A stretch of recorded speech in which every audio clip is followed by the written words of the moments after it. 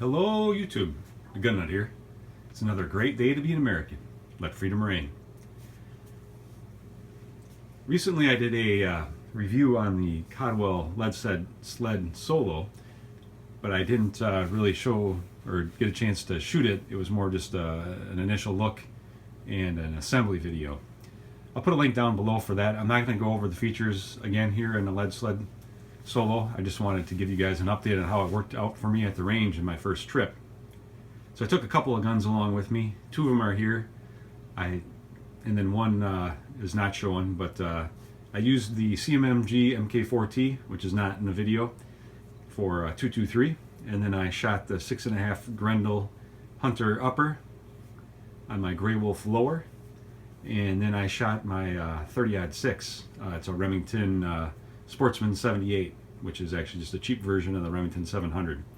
So I went ahead and took these guns to the range so I could check out the rest and see how it worked for me. On the 223, obviously not much recoil, so recoil reduction didn't really matter. I didn't really see any earth-shattering results in the 223. I'll show a couple of targets here in a minute and then see what you guys think. And then a 6.5 Grendel, I did see some improvement there on my groups. I did a direct comparison from what I had done the range trip before without the rest, and I saw those groups shrink a bit with the Grendel. And then on a 30-06, I would say the groups were comparable to what I've shot off the bench before with similar loads, but the recoil obviously was greatly reduced, and it made it enjoyable, and I didn't get a big mark on my shoulder like I often do when I shoot the 06 from the bench, so it was much more comfortable, and definitely enjoyed that aspect of it. So we'll go through a couple of targets here and just show you some data. First target we'll look at, this had the Freedom Munition 69 grain hollow point bow tail. This was just a regular rest that I used, not the lead sled, and I had 1.57 inches. I actually saw my group size open up 2.33 inches.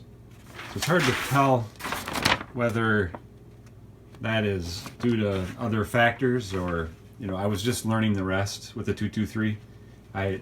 So a lot of these groups I shot when I was just getting used to how to kind of hold the gun on it and get it fastened down right. The other load I have that I can show is Reloader 15. So Reloader 15 with just my normal rest method, I had 4 shots into 2.35 inches. That was with the 75 grain Hornady bowtail hollow point. I wasn't too happy with that because I have shot 1-inch groups or under with that load before. So then I went and I shot that same load as a direct comparison with the Lead Sled Solo, and you can see there in the center it was just over 2 inches. So again, I was not happy with the group. It was slightly better than the couple weeks before with the other rest. So really inconclusive on those comparisons. So with the 6.5 Grendel, I shot a group. This was the group with just my standard rest, not the lead sled, and I shot 4 shots into 1.81 inches.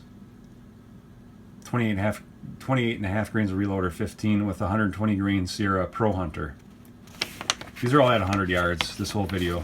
Sorry if I didn't mention that earlier. Then I went out and shot 2 groups the following week with the same load, and I had 3 shots going to 1.1 inches basically. So the other one had 1 inch for 3 shots, but with 1 flyer. I just shot 3-shot groups this time because I wanted to save the ammo because I've just loaded some for hunting, and I was more or less just doing this quick comparison.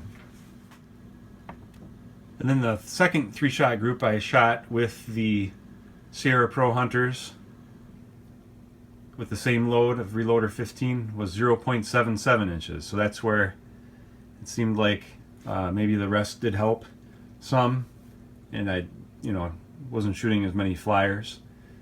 Again, it's really not enough data here to make a great conclusion right now.